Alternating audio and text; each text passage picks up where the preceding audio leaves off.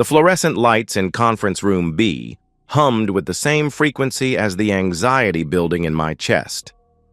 I'd sat in this room hundreds of times over 15 years, but never like this.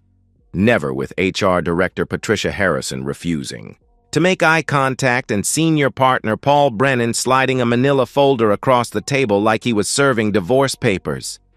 "Mark," Patricia began, her voice carrying clinical detachment, "we need to discuss some irregularities we've discovered in the Morrison Trust account." The Morrison Trust. My biggest client for 3 years. The account that had earned me my promotion to senior architect. I felt my stomach drop but kept my hands steady. "What kind of irregularities?" Paul leaned forward, his silver hair catching the harsh light. $80,000, Mark, missing from the client fund over the past 4 months. Every transaction traced back to your access codes, your digital signatures. The words hit like physical blows. My access codes, digital, signatures I'd never created. "That's impossible," I said, but I could see they'd already written me off. Paul opened the folder, revealing spreadsheets I'd never seen. Bank transfers bearing my electronic signature. Withdrawal authorizations with my employee ID. Transaction logs showing activity during times I remembered being elsewhere. "We've been conducting a quiet internal audit," Patricia continued. "The evidence is overwhelming. The board has asked me to place you on immediate administrative leave pending investigation." My phone buzzed. A text from Julia. "How's your day going? Thinking of you." The irony wasn't lost on me. My wife checking in while my world crumbled. Julia, who'd joined the firm as project coordinator 6 months ago. Julia, who'd been so supportive of my career, so interested in my work. "I want to see everything," I said. "Every document, every transaction log. This is wrong." Paul's expression didn't change. "You'll have access during the formal investigation. Right now, we need your badge, keys, and laptop." I'd built half the systems they were using to crucify me. Someone had used that knowledge against me, and they'd been surgical about it. Standing felt like moving underwater. I handed over my badge, keys to my corner office, my laptop still warm from the morning's presentation. The walk through the office felt like a funeral procession. Conversations stopped as I passed.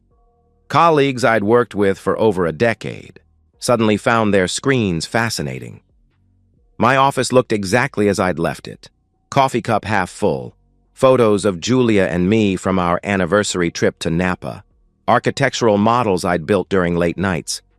Everything the same, except now it felt like evidence of a life I was no longer entitled to live. I grabbed personal items, photos, a book, my father's vintage slide rule. Everything else belonged to someone else now. The elevator ride down felt eternal.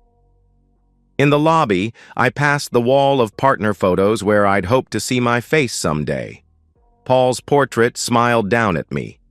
Outside, Seattle rain had started, aggressive downpour that soaked through jackets. I stood there letting it wash over me, trying to understand how my life had imploded in 23 minutes. My phone buzzed again. "Julia, bad day? I'll make your favorite dinner tonight. Love you." Whoever had done this knew exactly which pressure points to hit. They understood our systems, protocols, vulnerabilities.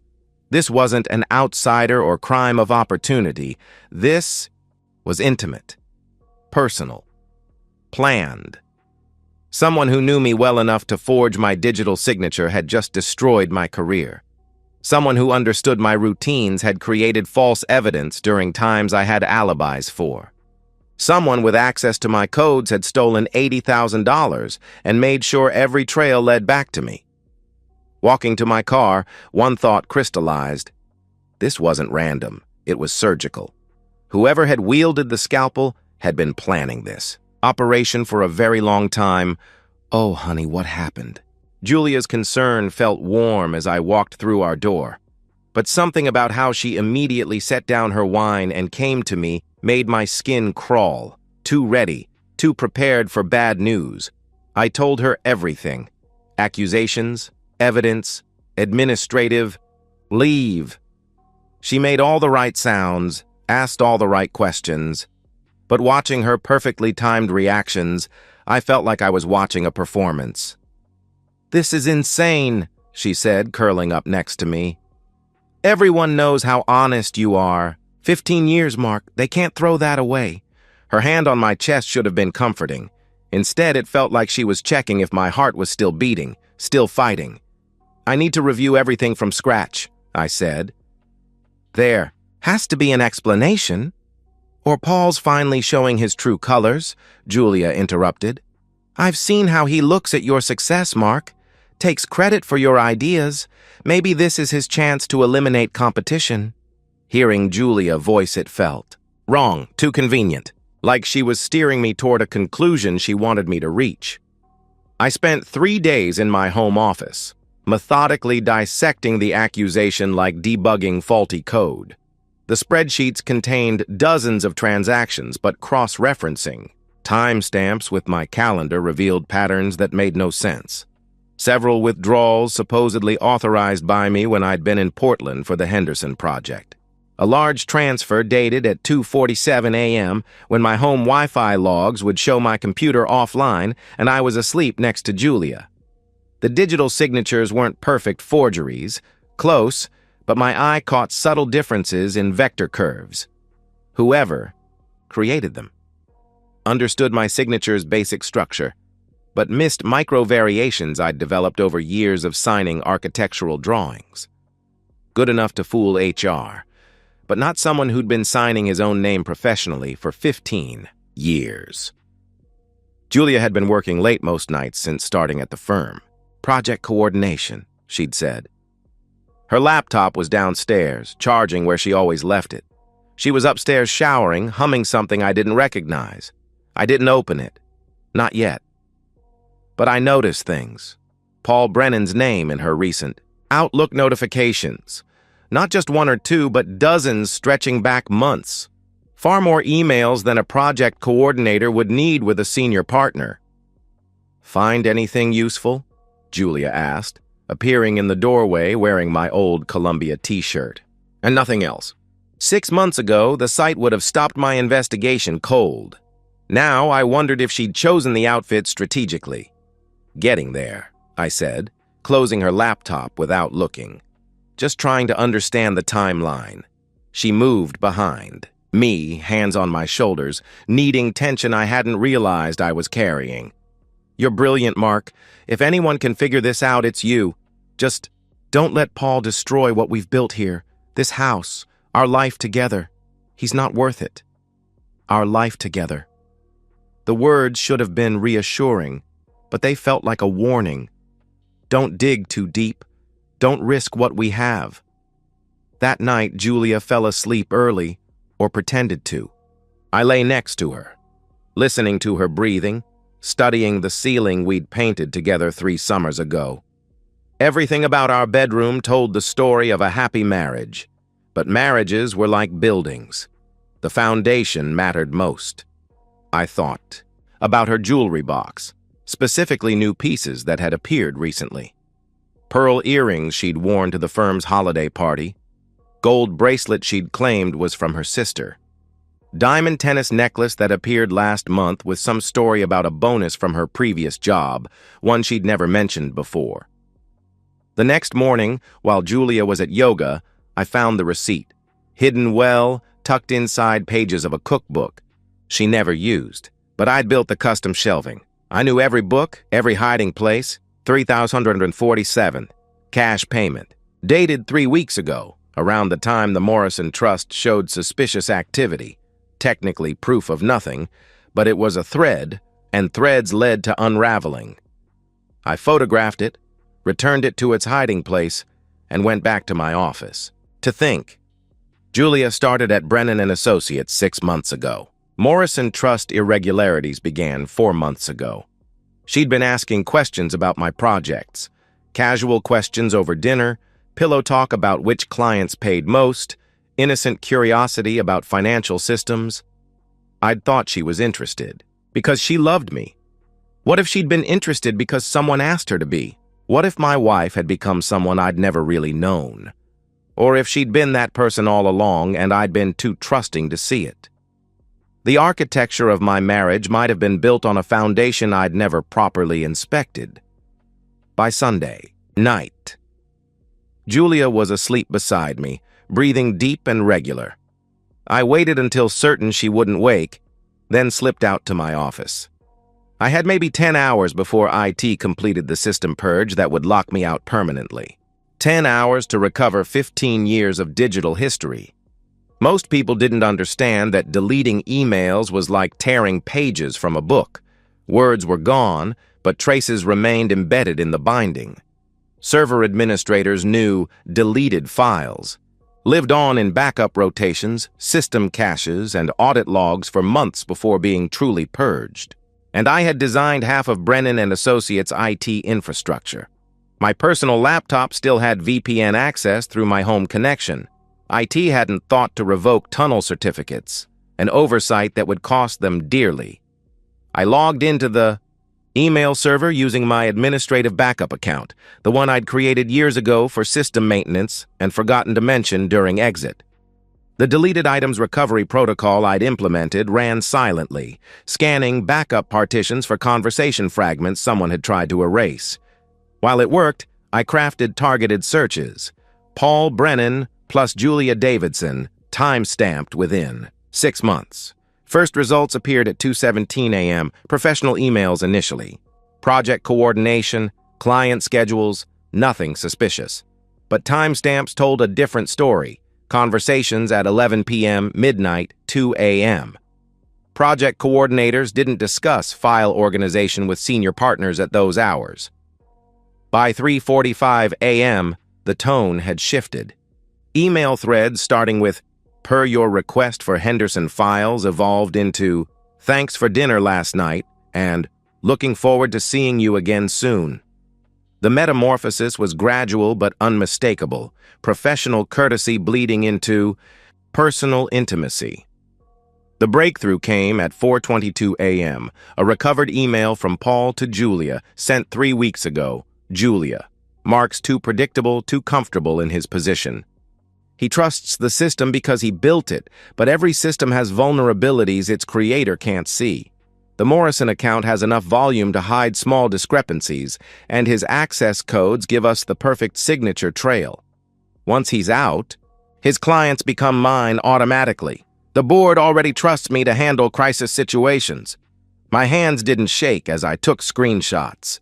That reaction would come later. Right now, I was in pure analysis mode, processing information like a machine designed for exactly this purpose. Julia's response, 20 minutes later. "I still feel guilty about this. Mark's been good to me, better than I deserve." Paul's reply was swift and calculating. "He's been naive about you, about us, about how business really works. You handle the technical alterations. You understand his signature patterns better than anyone. I'll manage board politics and media containment. The shell company is ready to receive funds." Shell company. I had them now. I dove deeper into server, logs, tracing financial authorizations and cross-referencing with access patterns. Paul had been clever, using my administrative credentials during off hours, creating fake vendor accounts with names similar to legitimate contractors. Brennan Construction Solutions instead of Brennan Consulting Solutions. Close enough to pass casual inspection, distinct enough to open separate bank accounts. But Paul had made one critical error. He'd underestimated the digital footprint of modern conspiracy. Recovered files revealed everything. Julia's detailed notes on my daily routines, signature variations, security habits, screenshots of my computer screen taken with her phone when I'd left my laptop open. Even voice messages to her sister automatically backed up to our shared family iCloud storage. I played one audio file through headphones, Julia's voice bright, with excitement. "Sarah, you won't believe how easy this is. Mark thinks I'm interested in his work because I love him. He explains everything, client accounts, authorization protocols, even shows me signature techniques when I ask about architectural drawings." Paul says once Mark's gone, I'll get his corner office and promotion to senior project manager. We'll finally have the life we deserve. The timestamp was 3 weeks old, right around when she'd bought the expensive bracelet. Another recording from 2 weeks ago. Paul promised me Mark's position once he's promoted to manage Paul's new department. He says the board sees potential in me, that I understand both technical and client service sides. Mark's too narrow, too focused on just architecture. They need someone who can see the bigger picture. I saved everything to multiple encrypted drives, then created backup copies on secure cloud servers Paul and Julia didn't know existed. By dawn, I had a complete digital autopsy of their conspiracy. Timelines, evidence chains, financial records, and their own recorded confessions. The most damaging evidence was Julia's casual admission. The brilliant part is that Mark trained me to forge his signature without realizing it. He's so proud of his penmanship, keeps showing me the precise angles and pressure points when he signs important documents. He thinks he's teaching me to appreciate craftsmanship. Really, he's giving me tools to destroy him. I sat back as first gray light crept through my office windows. Outside, the city was waking up, people starting another day in lives that made sense. Inside my house, I now had everything needed to dismantle the two people who'd tried to dismantle me. The question wasn't whether I could destroy them. The question was how completely, how publicly, and how permanently. I powered down my laptop, encrypted the drives, and went upstairs to shower before Julia woke up. In a few hours, I had meetings scheduled with a forensic accountant and a divorce attorney. Not because I was ready to act, but because I wanted to understand every weapon in my arsenal before deciding how to use them. Some people built with blueprints, others built with lies. I was about to show them the difference. The boardroom at Brennan & Associates hadn't changed since I'd started here 15 years ago. Same mahogany table, same leather chairs, same oil painting of the founder overlooking. Everything like a stern grandfather. What had changed was my perspective. Today, I saw it as a courtroom, and I was walking in with evidence that would serve as both defense and prosecution. Paul had called the emergency session for 10 a.m. sharp, exactly 1 week after my suspension. Quick resolution, he'd told the board. Minimize. Disruption to client relationships. Protect the firm's reputation. Demonstrate decisive leadership during crisis. I arrived 5 minutes early, carrying a leather portfolio containing printed copies of everything I'd recovered. The board members were already seated. Margaret, CFO, Robert Hayes, Senior Partner Emeritus, Dr. Elizabeth Morrison, whose trust fund was at the center of this, and Thomas Brennan, Paul's father and firm founder. Julia sat in the corner, a concerned spouse, officially, but I now recognized her real role as Paul's intelligence asset. She gave me an encouraging smile that I returned with the warmth I'd show a stranger. Paul entered at exactly 10 a.m., carrying his own portfolio and wearing the charcoal suit that photographed well for client meetings. He'd always understood presentation, looking like a leader even when he wasn't.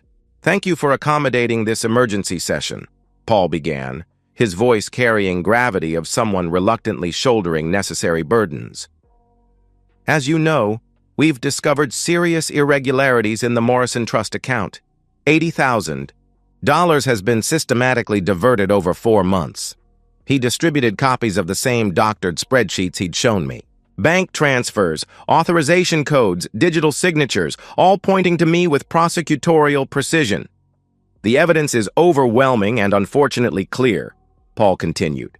"Mark's administrative access, his signature authorizations, his direct client relationship. We've traced every transaction, and they all lead to the same conclusion." Dr. Morrison leaned forward, studying documents. "This is deeply troubling, Paul. Mark has managed my account flawlessly for 3 years. Are you certain?" "I wish I weren't," Paul replied, his tone carrying just the right note of disappointed professionalism. "But the digital trails are irrefutable. It has verified the authenticity of every log entry." I let him present his entire case, taking notes like a man preparing final statements. Julia performed beautifully. Shocked spouse, concerned colleague, innocent bystander watching her husband's reputation crumble. She even managed tears when Paul mentioned potential criminal charges. "Mark," Margaret said, "do you have anything to say in your defense?" This was it. 15 years of trust and reputation balanced against fabricated evidence and false testimony. "I do," I said, standing and walking to the presentation screen. "But first, I'd like to show you some additional evidence that's come to light." Paul's confident expression flickered, just for a moment. But I caught it, the first crack in his facade. I connected my laptop to the projector, the screen filled with an email timestamp from 3 weeks ago. Paul Brennan to Julia Davidson, sent at 11:47 p.m. Mark's too predictable, too comfortable in his position. He trusts the system because he built it, but every system has vulnerabilities its creator can't see. The temperature in the room dropped 10 degrees.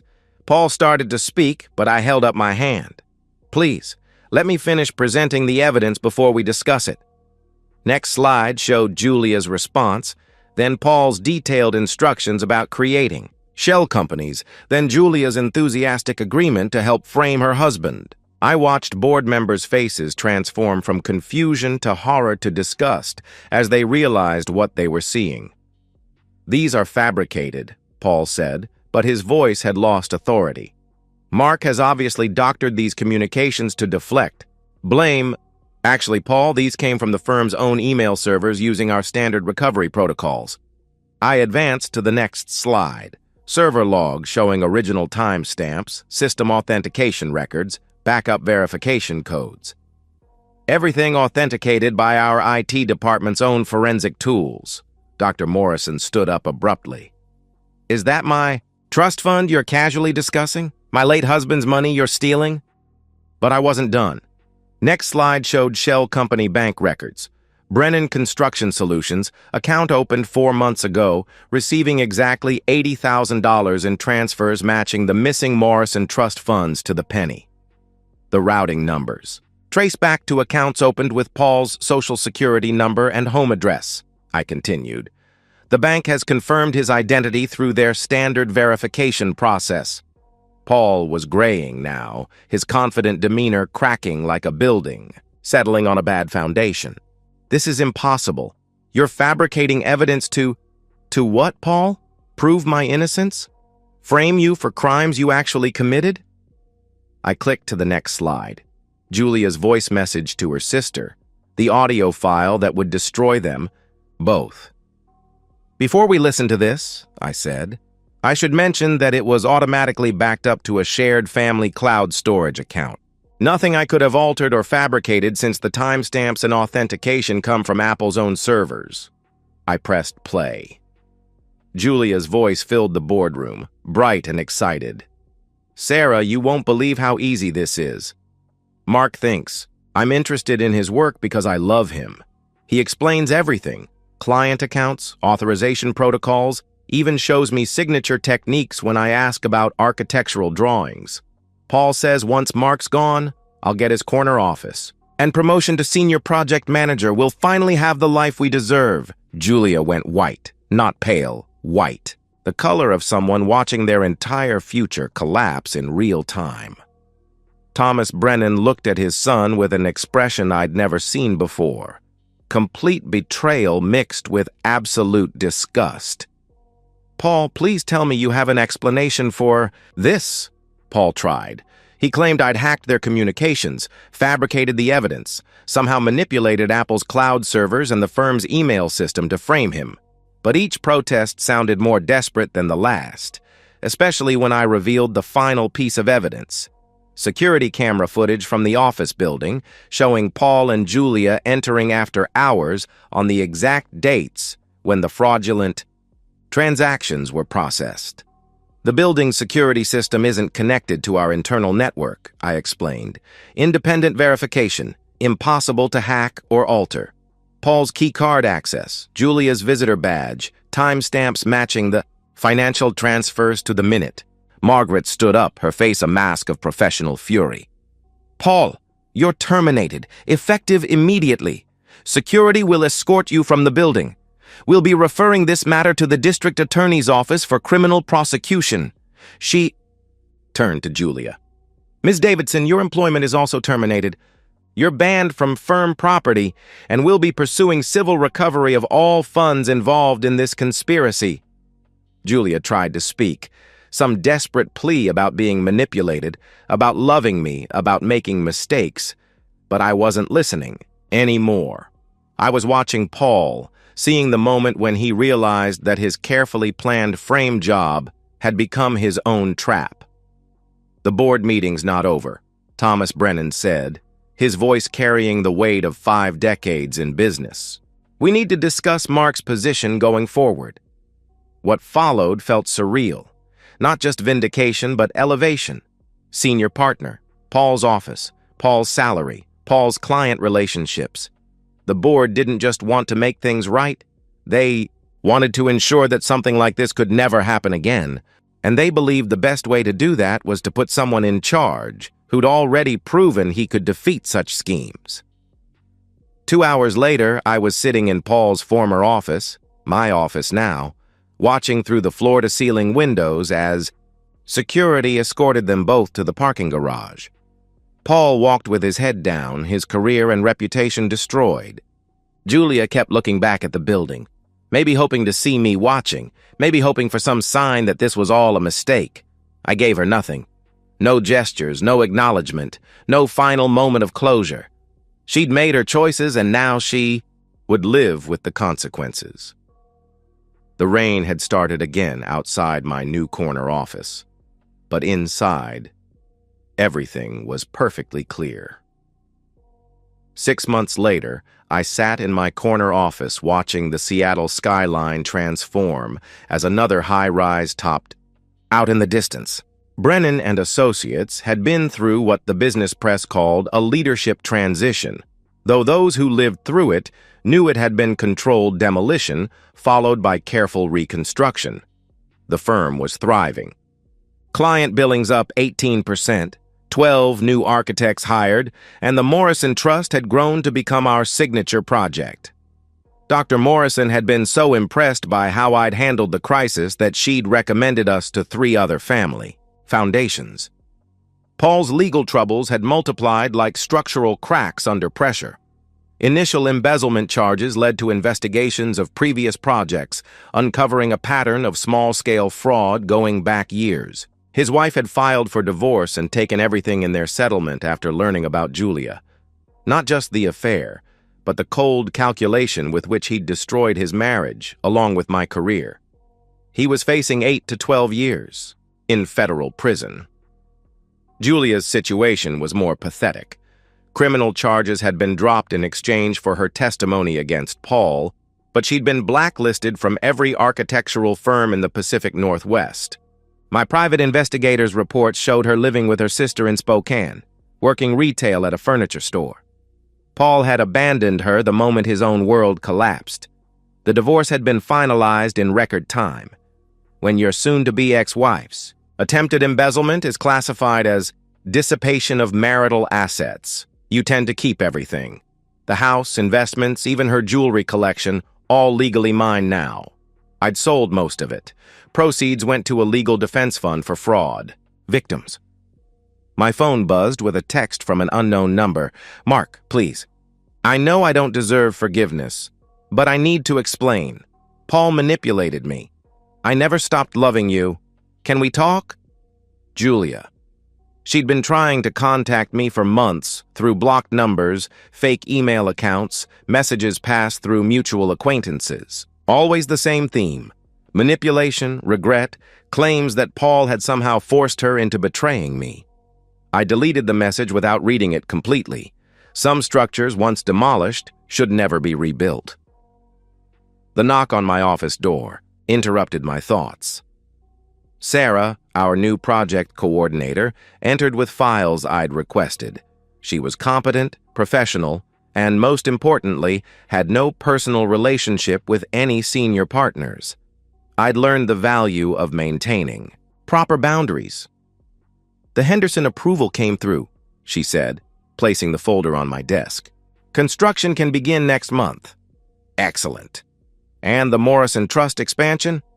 Dr. Morrison wants to move forward with the full campus design. She said finding an architect who actually protects his client's interests is rarer than she'd expected.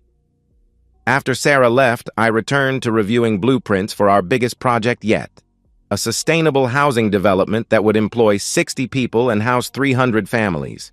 Real construction, building something meaningful instead of tearing down other people's lives. My wedding ring finger was bare now, a small white band of skin, the only remaining evidence of 5 years of marriage. I'd stopped noticing it weeks ago, the same way you stop noticing when chronic pain finally ends. My computer chimed with another message from Julia. I see your success in the news. I'm proud of you. I know you probably hate me, but I want you to know that what we had was real, even if I lost sight of it. I hope someday you can forgive me. This time I didn't delete it immediately. Instead, I studied it like a structural engineer examining a building plan, looking for load-bearing elements versus decorative facades. The apology contained the same fundamental flaw as the original betrayal. The assumption that her feelings mattered more than her actions, that intention could somehow retroactively justify betrayal. I deleted the message and blocked the number. Outside, the Seattle skyline continued its endless process of demolition and construction, old mistakes being replaced by new possibilities. My phone buzzed one final time, not Julia, but my assistant, confirming tomorrow's meeting with the city. Planning committee? We were proposing a mixed-use development that would revitalize a neglected neighborhood, bring in local businesses, and create affordable housing. Real architecture. Building something that mattered, something that would last, something that made the world better than it had been before.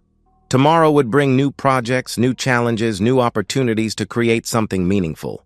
But tonight, I'd enjoy the view from my corner office, watching the city lights reflect off the rain-slicked streets, secure in the knowledge that some structures, once properly built, could weather any storm. The architecture of betrayal had been complex, carefully planned, and ultimately self-defeating. The architecture of aftermath was simpler. Clear foundations, honest materials, and the patience to build something that would last. And that's the end of today's story. If you enjoyed it, please give this video a thumbs up and drop a comment below. Your support helps the algorithm push my content further. If you're new to the channel, don't forget to hit that subscribe button. It really helps me keep creating more stories for you. Thanks for watching, and I'll see you in the next one.